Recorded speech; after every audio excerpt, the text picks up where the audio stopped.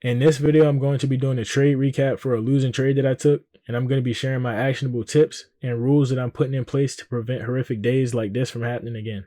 There's going to be a lot of solid information throughout this video, so make sure to stick around to the end and leave a like and a comment if you found anything helpful.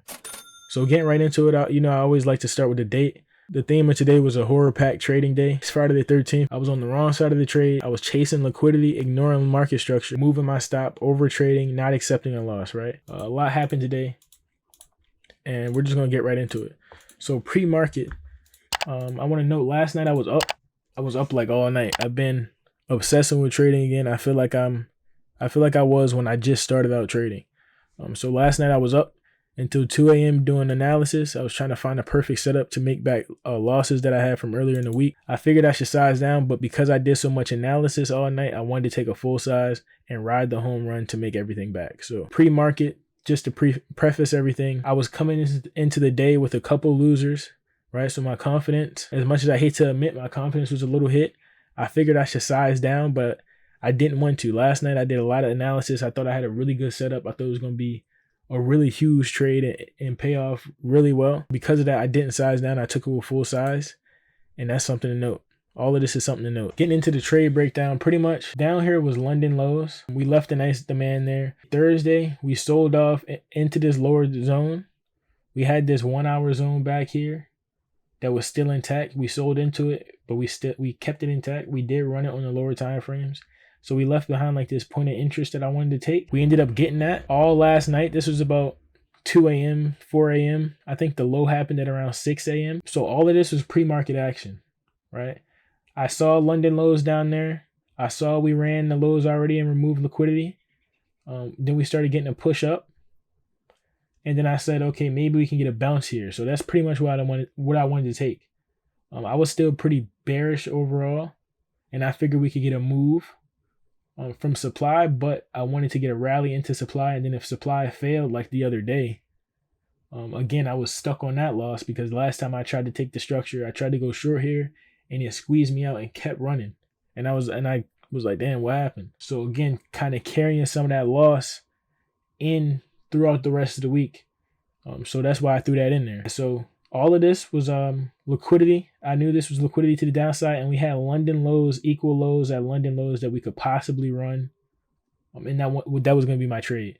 Ended up happening. Look, we pushed into London lows. We started rallying. So this was the ideal trade that I wanted to take. Before I was looking to get in up here, but I found this more extreme point of interest that I wanted to trade off of.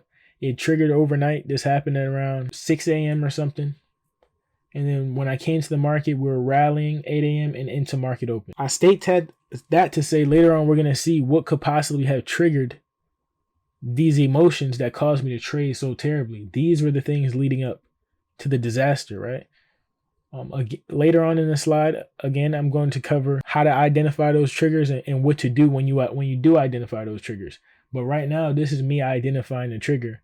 I missed this ideal trade. This is the trade I wanted to take. And that is the reason why things started going so wrong today. So this trade happened without me. A long story short, this trade happened without me. Because the trade already went, we had another lower point of interest that I wanted to watch as well. And just like what happened back here where we ran and held the market up, I wanted to see if possibly we could run this low down here and hold the market up. Right? So that was the trade idea. That's what I was looking for. That's my rationale for it. What actually happened? So I wanted to go long if we failed to break London lows. The move happened without me overnight. Once liquidity was removed at the lows, starting to push into the supply area, leaving behind a high that I thought didn't yet tap supply. I thought, keyword thought here, I thought it would get ran again after tapping into lower demand. Right? So we pushed back up. We opened higher. We started moving higher. We pushed into the supply zone. If I would have pulled this down and drawn this at the bottom of this wick, we would have pushed into it. But since I didn't, we never pushed into it, right? So I thought we just left liquidity up there and we would have to run that high again. I didn't think we got a tap into demand, into supply already. I didn't think. I thought we would have to run again after, coming down, tapping in, sweeping liquidity, and then pushing back up is what I thought was going to happen. Price then started selling off, breaking demand zones, breaking bullish points of interest, and changing character on a low time frame.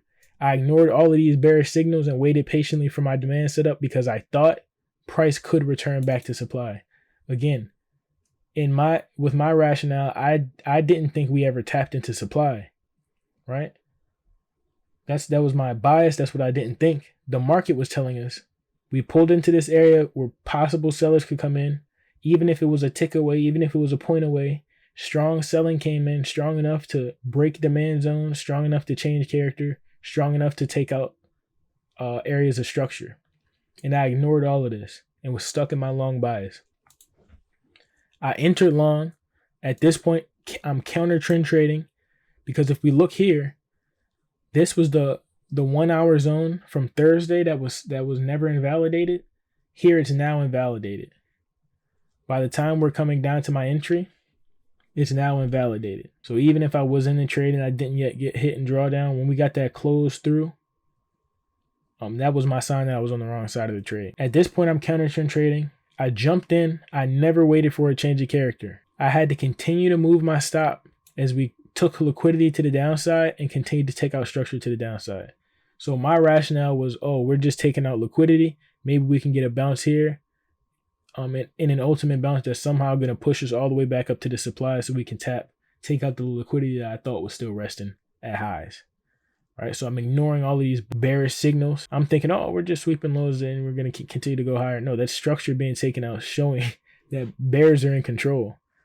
Right, so move my stop a little bit to the new, bullish point of interest or whatever that was created. And I'm like, okay, I'm going to watch this, make sure this doesn't get invalidated. And what were we seeing? We were seeing price slowly start to make its way up, right? But taking out liquidity each way as it went up. So this kind of causes, new lows being created every time, but we are getting a higher push up, right? Until eventually we push back into this area here where the 1 hour was.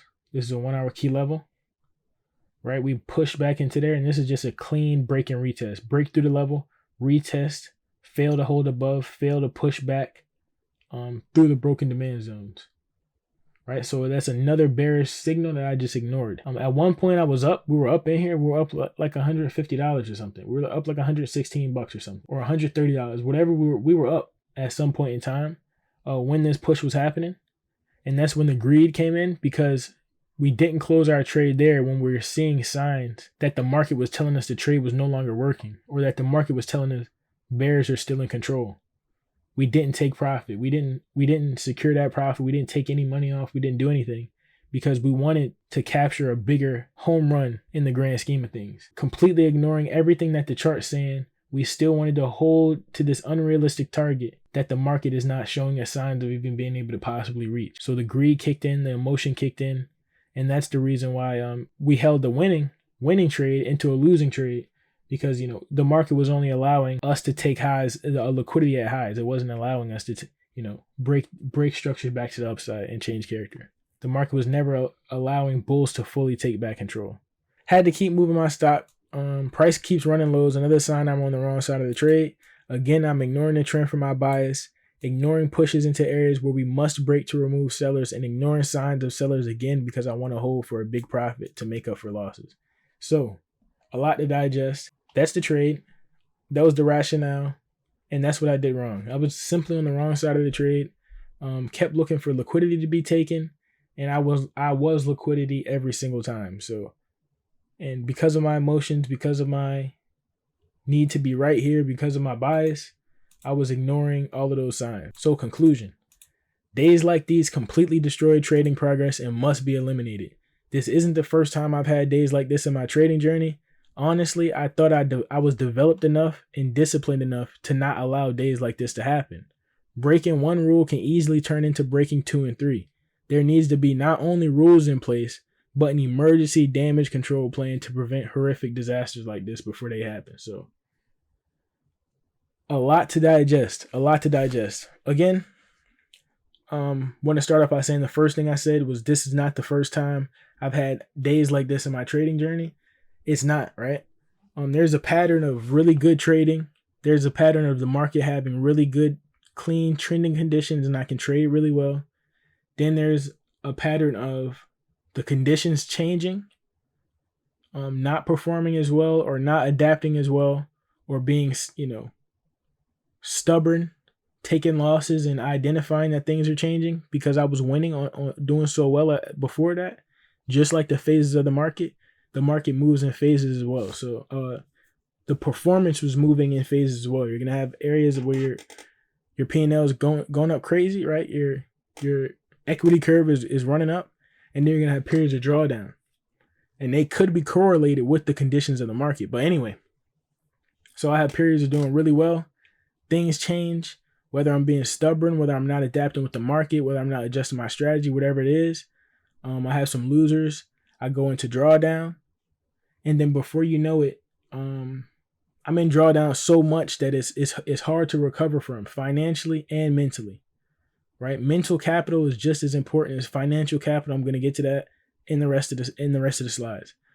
But yeah, so that's pretty much what happens, right? I'll have really good periods of trading. Things change, something happens. Then I have bad periods of trading. Then I have to take a break. I have to step away because things just go so south, right? So honestly, like I said, I thought I was developed enough and I thought I was disciplined enough to not allow anything like this to happen.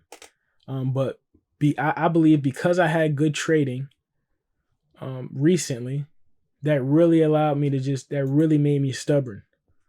So now I just added that in. I think, I thought I was disciplined enough to not allow this to happen, but I think because I've been doing well recently, that made me even more stubborn, and that accelerated and allowed this to kind of happen.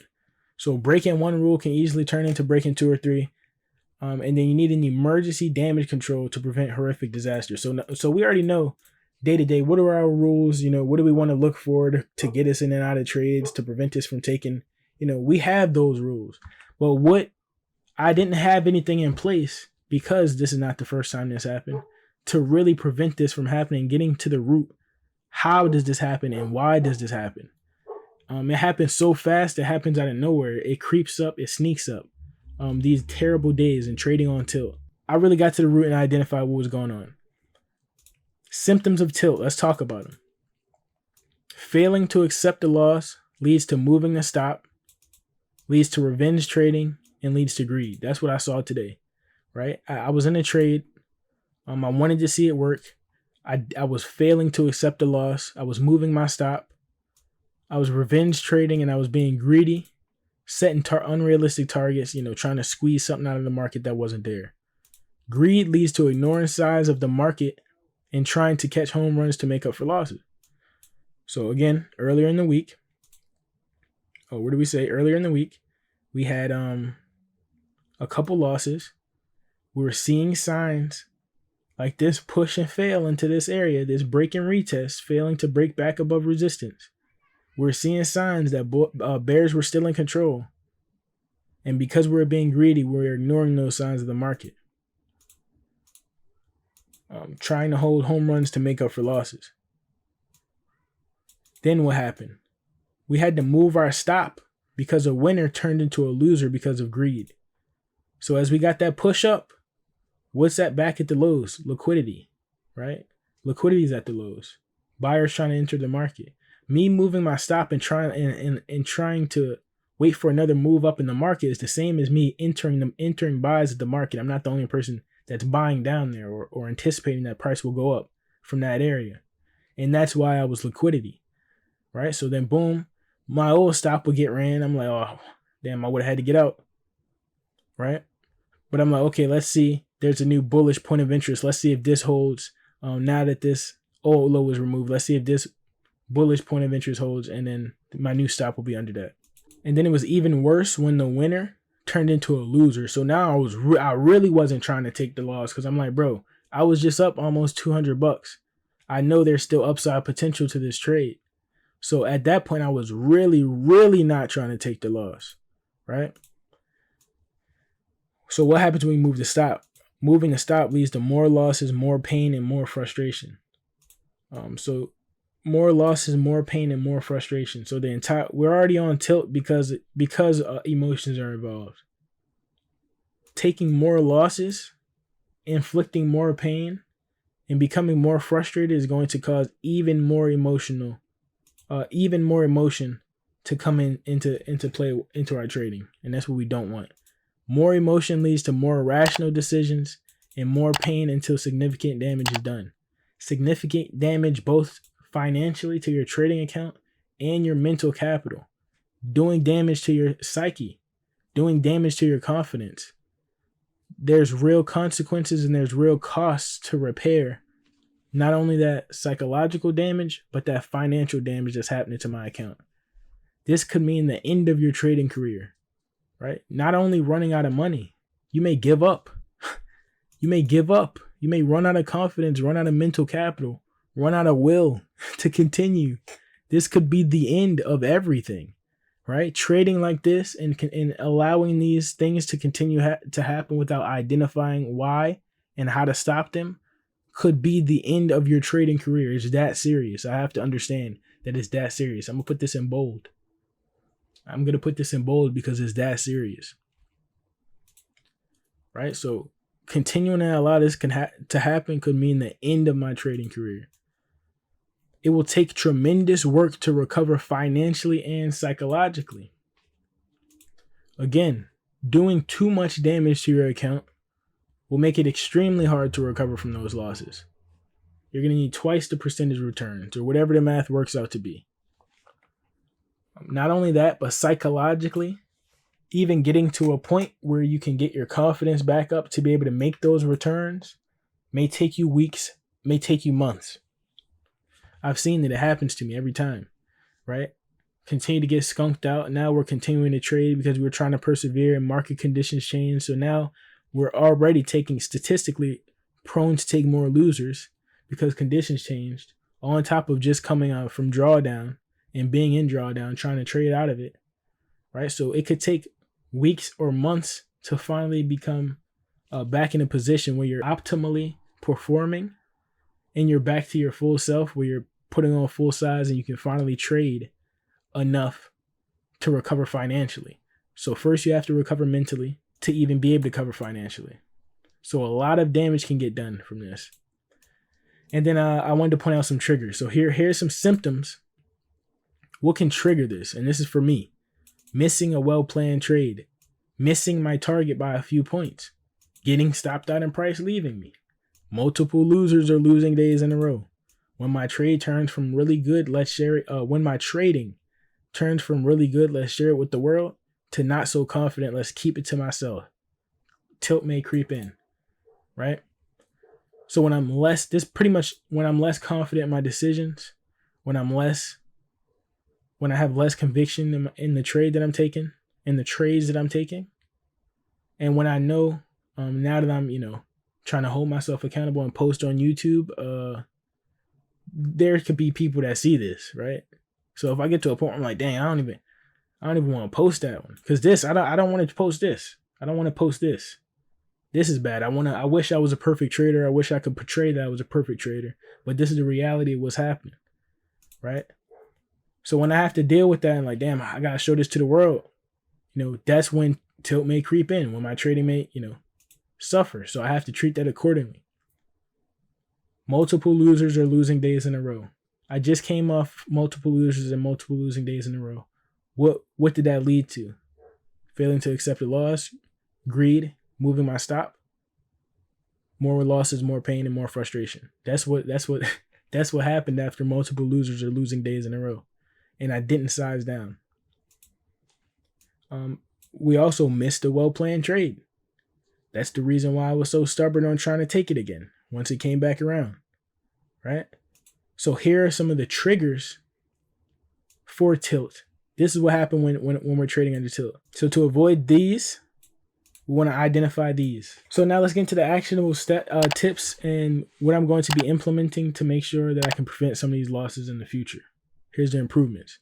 First, before anything, I want to rate my trading. How was my recent trading been? Good or bad? If good, remember not to get too confident.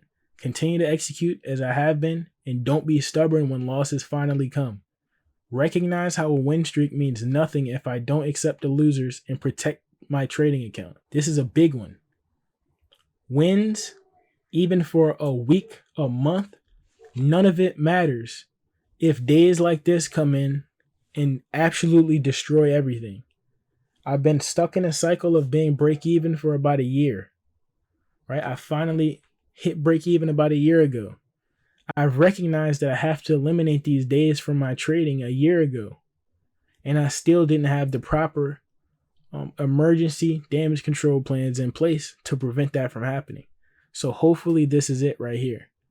But I've recognized this a long time ago. This is not the first time I've went on a win streak. This is not the first time I've had a really, really good trading month, right? But they mean nothing if days like this continue to happen and continue to wipe out progress, right? So even when I'm trading good, that's the first thing I want to do, because that's the first way to recognize your symptoms. This week, I could have came to the screen today and said, okay, I've been trading not so well recently. I took a couple losers. My confidence not hit. I'm still going to pull the triggers on my setup. But here are some, with this being the case, I have to put a couple more cautionary things in place to make sure I don't go off the rails with this. Very simple. Recognize how I win. Yep, we said that. And if I'm doing bad, if I'm trading bad, I need to recognize that I'm trading bad. I need to size down, not bring any bias or greed to the market, stick to solid if-then trading and align with the market. So stick to solid if-then trading, right? So today, I could have recognized I had a few losers. First thing I could have done to immediately taken the burden of being stressed psychologically, first thing I could have did was size down, right? There's nothing to worry about. Is if you size down, then immediately that's 50% of the problem is right there, sizing down. That's going to remove 50% of the emotion, 50% of the tilt, right? Size down. Don't bring any bias or greed to the market. Then stick to solid if-then trading. I think I'm going to have a if-then checklist while I'm trading now, right? If we get a push from our entry and we get a close above this zone, because this is what we need to see happen, then we will continue to hold. Then we will hold to target, right? Or then we will adjust our stop, or then we will whatever, right? And then stick to what the market is telling us. So if that was my then if we get a break above, then I will hold to target. We never got the break above. So I have to get out and pay attention to what the market's telling me. Not fall in love with this trade, not fall in love with this bias. And then make sure I'm aligned with the market. If conditions aren't ideal, don't trade. I feel like I do well with this now. When I spot those range of conditions, when I spot those consolidation days, I've been able to sit out recently. And then collect base hits and build back mental confidence first before repairing financial losses. So this is something I touched on in the last slide already. Collect base hits, right? Collect those small wins. Don't go for those home runs anymore. Target where the opposing side can actually come in, right? Get out at your first TP. Take profit as you're supposed to. Take profit when the market allows. This does not mean limit your winners, right? But this means, we're here to build back mental confidence. We're not here to make money. First, mental confidence has to be repaired before repairing those financial losses, right? You're going to have those big winning days when you're playing full size, when you're taking full size on your high probability setups. We have to get back to a place where we can even feel comfortable taking full size. So those financial repairs are never going to come until the mental confidence is back. So that's the first thing you got to do. And then let's talk about my damage control. This is what everybody's been waiting for. Damage control, this is like the emergency plan when stuff starts to go wrong. So first things first, thanks to good old Tradeovate, I put daily loss limits in place. I already had risk that I was willing to risk every day, whether it's 1%, 2%, whatever you guys are going to do, whatever you're willing to risk daily. Hard loss limits are in place now. I went to my broker. I went to my risk settings. I put in my daily loss limit that I'm willing to take and a weekly loss limit. And I set my weekly loss limit to around, if I were to have 3 losing days in a row, or if I were to have 3 back-to-back losing days, then I'm done for the week. So these are new things that are being implemented that's going to fix this. So when I'm on tilt, I can't rely on myself to limit losses. Emotion has taken over. I never thought, again, back here, I never thought that I would allow a day like this to happen again. I never thought that I would allow a day like this to happen again. but my emotions were in control. Logic wasn't in control here. So again, it's not about what you think, but it's about what's in place to prevent things from happening when stuff is going off the rails. So now I have a daily and weekly loss limit in place. I've relinquished the task of limiting my losses from myself is now to my broker. So now I can't break that rule ever, right? The broker, my positions are going to auto liquidate if I'm losing more than I'm allowed to lose. Define clear if-then statements in writing and refer to those conditions as the trade develops. So what do I want to see? Like I said, if we get a move higher, then if we get a move higher and we get a close above here, then I want to continue to hold or move my stop up, whatever. And then as the market develops, continue to refer to that list. Okay, my if then was if we get a move higher, okay, we got to move higher. Emotions are, oh, we got to move higher. We can probably keep going higher. Not emotions. What happened? We failed the second part, the and part, the if and then, the and. If we get a move higher and they close above, then we will continue to hold. We didn't get the and. We got to move higher and I failed to close above. So then we want to stop, evaluate what's happening. Oh, the market is telling us maybe sellers are still present. Or we took out structure. This is an area where sellers are going to enter strong.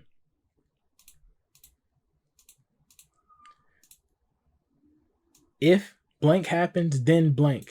Both conditions need to be met. That's it. Both conditions need to be met. After a loser, wait 10 minutes before placing another trade. Do top-down analysis and make sure I am not trying to force any bias against what the market is showing me. Learn how to walk away. After two or more days of losses, step away. Symptoms of tilt may creep in. And then live outside of trading, improve, and come back better, in a better shape to perform. So pretty much the last part is, again, when we start to hyperfixate on trading, when we get too much involved with trading, too much involved with, trying to make back those losses, especially after 2 or more days in a row, you just got to try to step away, try to regather before things go extremely wrong. Learn how to walk away when I'm down, when I'm down on the day, as well as when I'm up, right? But a big part is learning how to live outside of trading, improve as a person, right? Improve as a human being, improve as a man or woman, and come back in better shape, a better version of yourself to perform in the markets, right? So it's a lot. It's a lot of things we have in place, but some of these, hopefully these are things that only ever rarely have to ever come up, right? Hopefully we have days where stuff like this doesn't happen. But I think one of the biggest takeaways here is that daily and weekly loss limit that's in place. That daily and weekly loss limit. Again, it's protecting me from myself, right? We can continue to go, even if we just say, oh, I know I'm only supposed to lose this much, just go and spam the buy or the sell button. So this risk settings within my Tradeovate may be a huge game changer here. But then just doing these temperature checks when tilt may creep in and being able to identify, in my trading, where am I at mentally? Where am I at mentally? And then how is that affecting where I'm at on the chart and technically, right? Because just simply being on the wrong side of the trade can lead, or being on the wrong side of the trend or the market changing on you or whatever and not identifying can lead to huge tilt, can lead to trading on tilt, can lead to a lot of emotion coming in. So I hate to make this video so long, but if you guys took away anything from this video, make sure you leave a like, comment. Thanks to everybody that's returning and checking out the videos. And I'll catch you guys in the next one.